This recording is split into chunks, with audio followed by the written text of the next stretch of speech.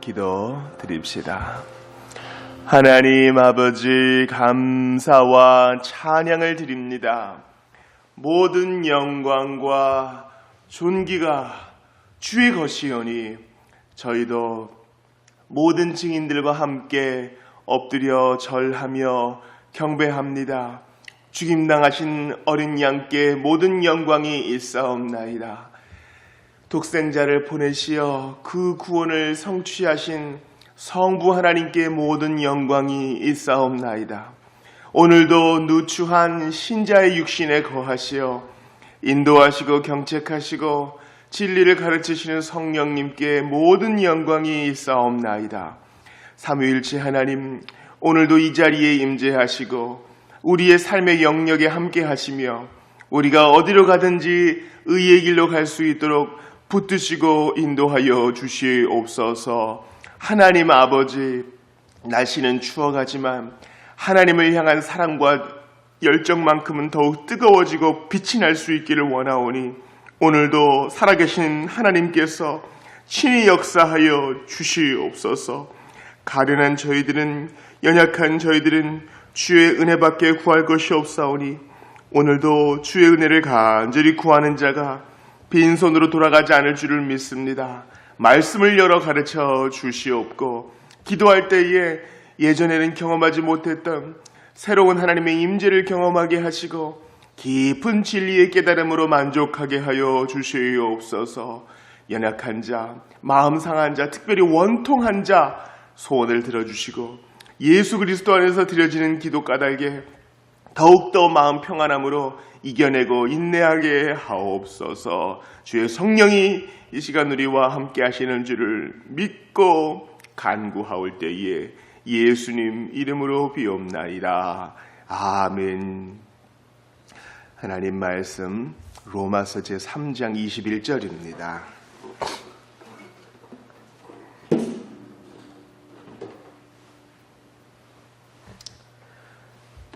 로마서 3장 21절 한 절 말씀을 합독하겠습니다. 로마서 3장 21절 같이 읽습니다. 시작. 이제는 율법 외에 하나님의 한 의가 나타났으니 율법과 선지자들에게 증거를 받은 것이라. 아멘. 이제는 율법 외에 하나님의 한 의가 나타났으니 율법과 선지자들에게 증거를 받은 것이라. 사실은 모든 사람이 죄를 범하였음에 하나님의 영광에 이르지 못하더니 이렇게 유명한 성구들이 이제 로마서 3장의 후반부에 이제 나오게 됩니다. 그리스도 예수 안에 있는 성령으로 말미암아 하나님의 은혜로 값없이 의롭다 하심을 입었느니라. 이렇게 복된 말씀이 우리에게 이제 나오게 될 것입니다. 사실은 로마서 3장 21절 이후가 정말 설교자와 우리 성도들이 빨리 이루고자 했던 바로 그 지점입니다. 그러나 우리는 서두르지 않습니다. 왜냐하면 이 중요한 전제가 로마서 3장 20절까지 딱 주어져야 그제서야 논증을 펼 수 있기 때문입니다. 그러니까 우리는 성령의 영감을 받아 이 책을 기록한 바울의 방식을 따라야 합니다. 우리는요, 지나치게 빨리 결과를 보고자 하는 조급증이 있어요. 개척 초기에 어떤 분이 우리 교회가 이제 가정에서 예배 드릴 때 후원을 하면서 이런 얘기를 하는 겁니다. 부흥하세요 이러는 겁니다. 우리 21세기 한국 교인들은요, 부흥하세요 하면은 무슨 얘기인지 다 알아요. 그 말은 숫자가 빨리 늘었으면 좋겠습니다. 그런 말이에요. 사도행전을 이렇게 공부해 보니까 그런 얘기가 별로 없고요. 오히려 더 많이 드러나는 얘기는 하나님 말씀이 흥왕하여졌더라 이런 얘기가 더 많아요. 그리고 바울이 가서 사역을 하고 교회를 세우는 곳에서 얼마나 많은 사람이 모였더라가 아니라 하나님 말씀에 깊이 천착하는 것을 더 소중히 여겼다는 것을 볼 수 있어요.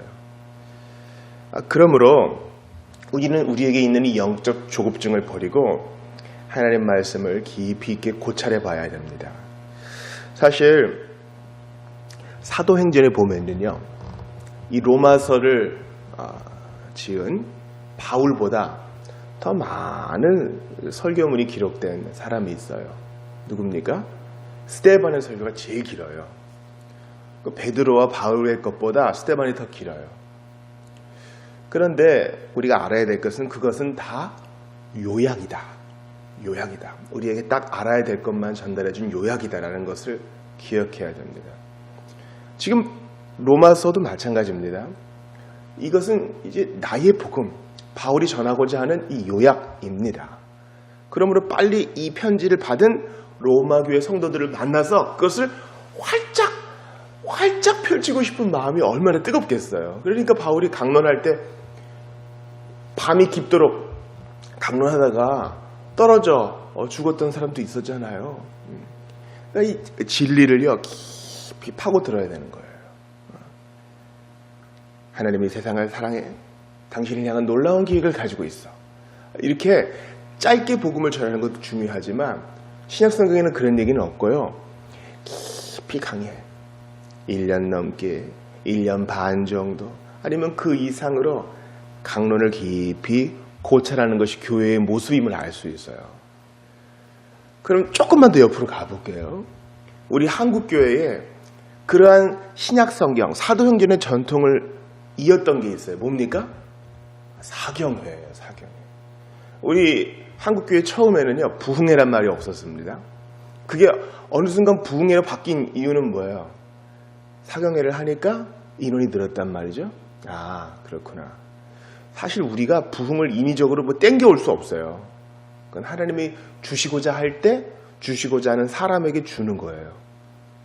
미국의 찰스 피니 같은 사람은 부흥을 인위적으로 만들 수 있다 이렇게 얘기해서 비판을 받았습니다. 그러니까 한국 교회의 130년 역사 중에 아주 자랑스러운 것 중 하나는 사경회인데 그것은 우리의 독창적인 것이 아니에요. 세상 어디서 예수 믿는 자들이 주님이 일으키실 때마다 그들에게 성경을 알고 싶은 마음을 주신 거예요. 근데 그럴 때 바울의 방식을 존중해야 돼요. 뭡니까? 영적 조급증을 버리고 중요한 전제를 하나씩 턱 놓은 다음에 그 다음으로 가야 되는 거예요. 오늘 본문 보셔요. 이제는 율법 외에, 그러니까 율법을 충분히 얘기해야지 지금 이 논증이 되는 걸 아시겠죠? 그럼 이제 보세요. 율법의 정죄가 충분히 있은 다음에 복음의 달콤함이 오는 것이 성경의 순서라면 우리도 그렇게 해야 되지 않겠어요? 그런데 이 3장 21절을 딱 보고서도 목사님, 율법 설교하면 사람들이 싫어합니다. 이 법이란 거는 세상에서 좀 팍팍한 거 아니에요. 모름지기 기독교는 사랑. 우리는 사랑 얘기합시다, 목사님. 그렇게 얘기하는 사람이 있어요.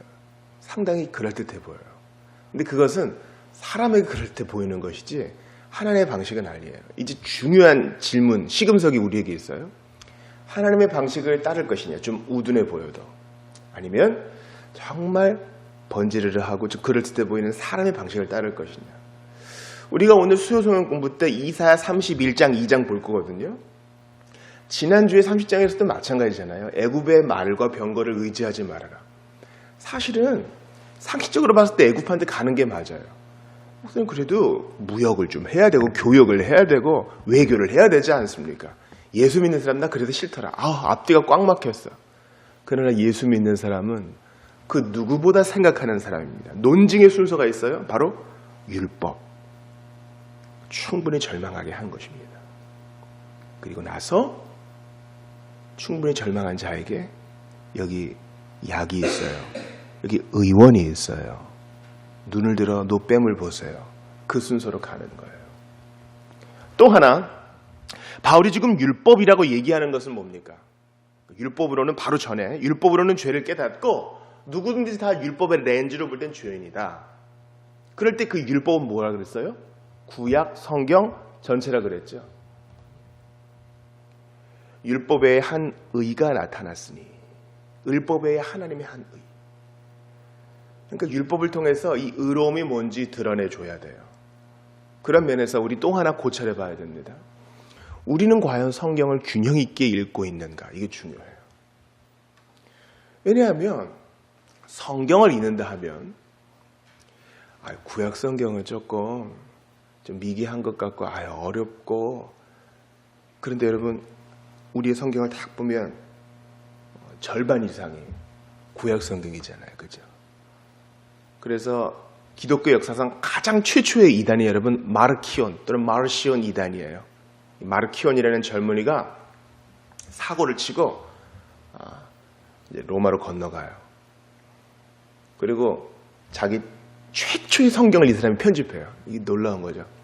이미 우리 교인들은, 바른 교회는 바울의 두루마리와 사도들의 편지와 복음의 기록들이 다 우리의 것인 줄 알고 있었어요. 그래서 굳이 성경을 편집할 필요가 없었어요. 한 군데 묶을 필요가 없었어요. 다 이게 옳은 성령의 영감받은 편지인 걸 알고 있었어요. 글인 걸 알고 있었어요. 그런데 이 마르키온이 어떻게 했습니까? 구약 성경 보니까 이거 해석이 안 돼. 그죠? 자기의 죄를 깨달아야 되는데 이 사람이 볼 때는 너무 역겨운 거예요. 그래서 구약 성경 빼. 바울 서신 좋은데 바울 서신에서도 내가 원하는 것만 탁 모아놓고, 복음서 중에서도 누가복음만 탁 빼가지고 얇은 성경을 하나 편집했으니 그게 마르키온 성경이에요. 그래서 우리 기독교회가 그거 아니다. 그래서 정경이 66권이라는 것을 모여서 반포하게 된 것이에요. 율법 중요합니다. 구약 성경 중요합니다. 그래서 우리가 이제 내년부터는 교회에서 구약과 신약을 함께 아우르는 맥체인 성경 읽기를 하려고 그래요. 하루에 4장씩. 이렇게 하면 1년에 구약은 1번, 시편과 신약 성경 2번 읽게 됩니다. 올해 자비교회에서는 이제 개정 성경을 낭독해서 제공해 드렸는데 내년에는 쉬운 성경으로 좀 제공해 드리려고 합니다. 중요해요. 첫 번째, 바울의 논증 방식이 중요하고, 두 번째, 율법에 대한 고찰이 필요해요. 우리가 율법을 통해서, 구약 성경을 통해서 우리가 부족함을 깨닫고 하나님께서 메시아를 예비해 주셨음을 깨닫고 성경의 주제가 그리스도임을 깨달아야지만 이제 복음을 받을 준비가 된 것이에요. 그렇다 그래서 1년 365일 구약만 설교하라는 것은 아닙니다. 우리는 균형 있게 신구약을 두 손에 쥐고 있어야 합니다. 그런데요, 율법에 하나님의 한 의가 나타났다 할 때 우리는 이 하나님에 대해서 생각을 해야 됩니다. 저 같으면 3장 20절까지 기초를 턱 놨으면 너무너무 이 들뜬 마음에 예수 그리스도 먼저 탁 얘기하고 싶은데, 바울은요 삼위일체 하나님을 염두에 두고 있어요. 여러분 이걸 꼭 기억하세요. 제가 주일 설교 때 그랬죠. 알라의 하나님, 알라, 기독교의 하나님은 다르다 했습니다. 어떤 면에서 다르다 그랬어요? 개신교의 핵심 원리, 교리 뭡니까?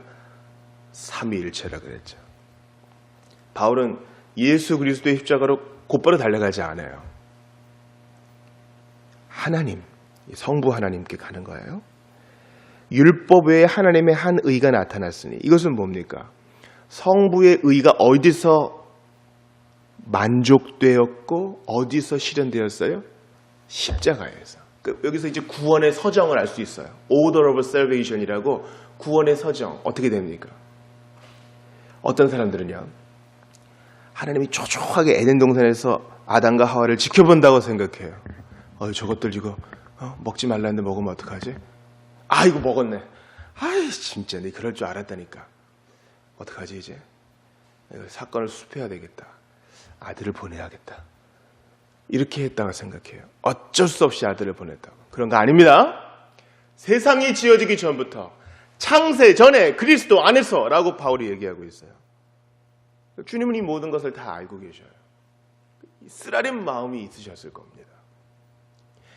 복음은 창세 전에 예비된 것이에요. 그러면 그 서정은 어떻게 돼요? 하나님 아버지께서 구원을 계획하셨고 그 계획을 아들이 이루셨고, 내가 여기 있나이다, 나를 보내소서. 삼위의 놀라운 회의가 영원전에 있었던 거예요. 나를 보내소서. 성령께서 기뻐하심과 자원하심으로 그것을 믿는 자들에게 적용하십니다. 아버지는 성령을 아들에게 충만케 하시어 아버지의 뜻을 아들을 통해 이루게 하십니다. 놀라운 관계성이에요. 그래서 십자가에서 성령의 충만함을 받은 아들이 죽음을 당할 때 하늘은 3시간 동안이나 어둠에 덮여 있었고 아들의 숨이 끊어졌을 때 바위는 터졌고 하나님의 의는 충족되었습니다. 이제 우리의 의는 다 누더기 같아서 하나님 앞에 설 수 없어요. 정죄받는 대제사장 여호수아와 같아요. 그런데 이제 율법으로는 옳다함을 얻을 행위가 없음을 주님이 아시고 불쌍히 여기시고 아버지가 계획하신 것을 아들이 온전히 성령 안에서 이루셨으니 이제 아들의 적극적인 순종, 아들의 소극적인 순종이 우리에게 만족함을 주는 거예요. 하나님의 한 의, 그러니까 그리스도의 순종으로 하나님 아버지의 의로우심이 만족되었고 성취되었으니 이제 그것은 내 것일세 하는 겁니다. 믿는 자의 것일세, 회개하는 자의 것일세. 믿고 회개하는 자는 하나님께 의롭다함을 받네. 하나님이 우리를 죄를 하나도 안 지은 것으로 보아주시네. 샘물과 같은 보혈은 임마누엘 피로다. 여러분, 이 놀라운 진리에 대해서 우린 정말 간구해야 됩니다. 성령님 눈을 열어주시고 깨닫게 해주시고 능력으로 진리를 좀 심어주십시오. 그저 단순히 용서함을 받았다 그 이상인 거예요. 그죠? 놀라운 복음을 바울이 지금 이제 3장 20절까지 딱 해놓고 전파하려고 그러는데 의로움을 얘기하고 있어요. 그러니까 용서해 주는 걸 넘어서 너는 무죄야. 너는 이제 하나님의 자녀야. 상속자야. 하나님 아버지께서 너를 예수님처럼 봐주셔. 죄를 하나도 안 진 것처럼 봐주셔. 의로운 욥 그 이상으로 봐주셔. 아담 그 이상으로 봐주셔. 이겁니다. 하나님의 한 의가 나타났으니 율법과 선지자들에게 증거를 받은 것이라. 이 율법과 선지자는 예수님께서 시편과 모세의 글과 선지자의 글에 바로 나를 향한 것 아니냐, 내게 대해 말한 것 아니냐, 바로 구약성경 전체를 말한 거예요. 자, 그런데 여기서 이제 중요한 것이 이제는이라는 거예요. 이제는. 우리말 성경에는 참 애석하게도 이 이제는이 제대로 번역되지 않았어요. 그래서 우리가 성경을 연구할 때 2가지 종류 이상의 성경, 번역 성경을 이렇게 나란히 보는 거 좋아요.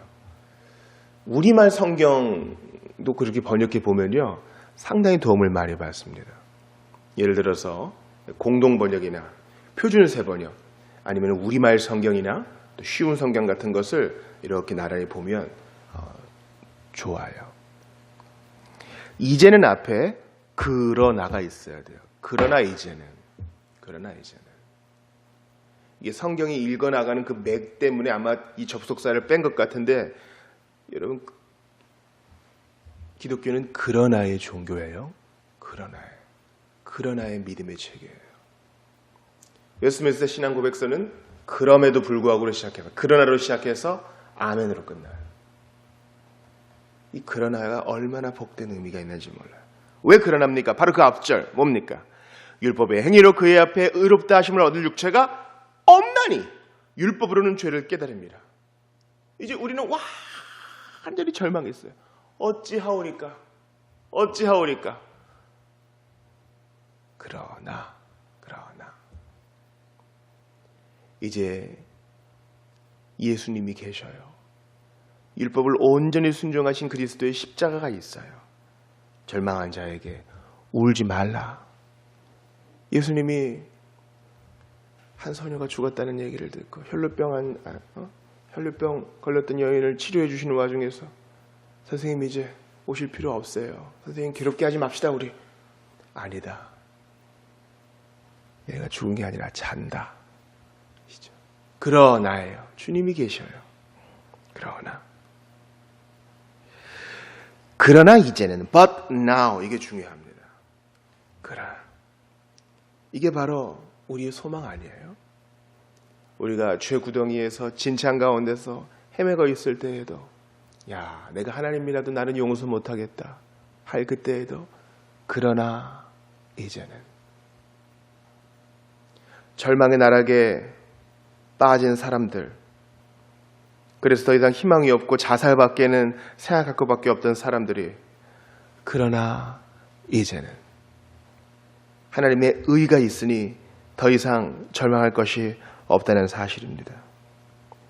우리는 절망 속에서 도저히 순종할 수 없음을 깨달은 부자 청년과 같습니다.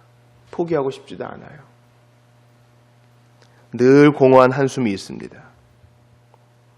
그러나 창세전 작정된 그 복음을 주께서 믿게 하시어서 모든 죄를 용서받고 하나님과 바른 관계를 허락받았습니다. 율법은 우리를 절망케 했지만 율법은 그리스도께 우리를 데려다주는 몽학선생의 역할을 잘 감당했습니다. 그래서 눈을 떠보니 시편 22편에 그리스도의 순환이 나와 있고, 이사야 7장, 9장, 11장에 임마누엘 되신 메시아가 나와 있고, 죽임당하시고 고난당하신 그분이 나와 있으며, 다니엘 9장에 보니까 기름 부음 받은 자가 끊어지는 역사가 미리 예언되어 있는 것을 보는 거예요. 이게 다 너의 것이다. 그러나 이제는 그렇습니다. 이제는 율법 외에 하나님의 한 의가 나타났으니, 우리는 복음서에서 이 표현을 봅니다. 때가 참해, 때가 참해. 절망 속에서 말라기 이후로 하나님의 백성들은 400년 동안 선지자를 보지 못했습니다. 이 절망의 끝판왕이죠. 하나님의 침묵. 그러나 그 중에서도 기다리는 사람들이 있었습니다. 여린 믿음으로나마 기다렸던 사람들이 있었어요. 이제 하나님이 절망을 깨고 침묵을 깨고, 그러나 이제는 하나님의 아들을 보내십니다. 이제 믿고 기다리는 자에게 소망이 있는 것입니다. 이제는 율법 외에 하나님의 한 의가 나타났으니 그리스도는 율법과 선지자들에게 증거를 받은 것이라. 그러므로 우리는 율법의 저주와 하나님의 진노로부터 우리를 구원해 내시는 예수 그리스도를 모든 구약 성경과 신약 성경에서, 성경의 모든 페이지와 장절에서 발견할 수 있어야 되겠습니다. 나 같은 죄인 살리신 주 은혜 놀라와 잃었던 생명 찾았고 광명을 얻었네. 절망 가운데 노예무역을 그만두고 싶어도 그만둘 수 없었던 한 사람이 있었습니다. 사랑하는 여인이 영국에 있었지만 자기의 노예 중에서 그나마 괜찮은 사람을 처로 삼아가지고 죄악을 먹고 마시던 사람이 있었습니다. 노예무역을 하던 사람이었는데 어느덧 자기가 노예가 되어가지고 한 사람에게서 먹을 것을 구걸하던 사람이 있었습니다. 그가 바로 영국의 존 뉴턴입니다. 그가 보았던 것은 무엇입니까? 그러나 이제는입니다. 그러나 이제는. 결심으로도 안 되고 의지로도 안 되는 바로 그것을 주께서 찾아오시어서 믿고 회개하는 자에게 선물 주시는 하나님을 만나게 된 것입니다. 사랑하는 여러분, 우리 이제 좀 같이 기도합시다. 무엇을 위해 기도해야 되냐면요, 하나님, 영적 조급증을 좀 버리게 도와주세요. 논증의 순서가 있고 중요한 전제가 있는데 우리가 때로는 빨리 결론에 도달하고 싶어가지고 안달할 때가 많이 있나이다. 그러나 성경을 한 장 한 장, 한 절 한 절 읽어나가고 하나님 앞에 진지하게 서 갈 때마다 이 중요한 전제가 잘 놓여져서 마침내 이 복음의 위대함과 그리스도의 탁월함과 주님의 달콤함을 경험할 수 있도록 도와주십시오.